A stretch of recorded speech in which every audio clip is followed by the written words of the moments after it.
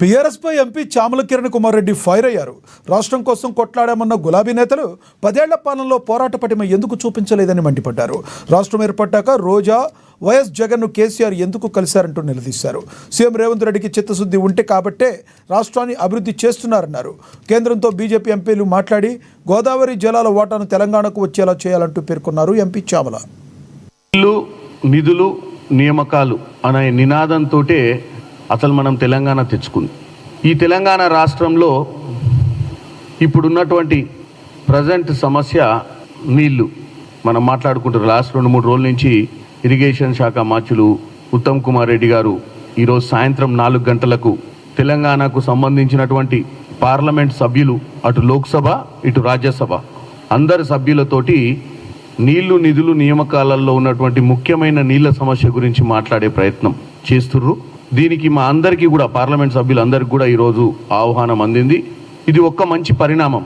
రాజకీయాలకు అతీతంగా Godavari జలాలపై బన్కచెర్ల link project ఏదైతే ఆంధ్రప్రదేశ్లో ప్రతిపాదిస్తుర్రో దాని విషయంలో పార్లమెంట్ సభ్యులందరికీ కూడా ఒక అవగాహన క్రియేట్ చేయడానికి ఈరోజు ఇరిగేషన్ శాఖ మంత్రులు ఉత్తమ్ కుమార్ రెడ్డి గారు అందరినీ ఆహ్వానించారు.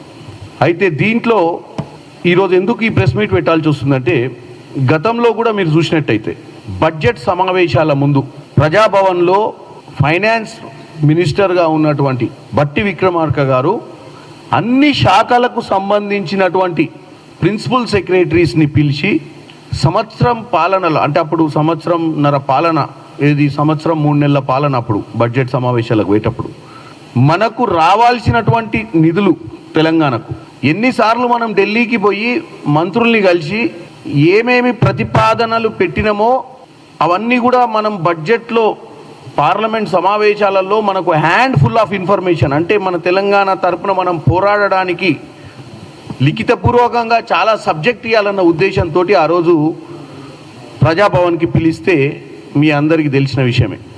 కాంగ్రెస్ పార్టీ ఎంపీలం పోవడం జరిగింది, మిగతా వాళ్ళు ఎవరు కూడా రాలేదు. ఈ రోజైనా తెలంగాణ ప్రజలు మన వైపు చూస్తుర్రు. ఈ రోజైనా నేను మా పార్లమెంట్ సభ్యులందరికీ, అన్ని పార్టీలకు సంబంధించిన పార్లమెంట్ సభ్యులకు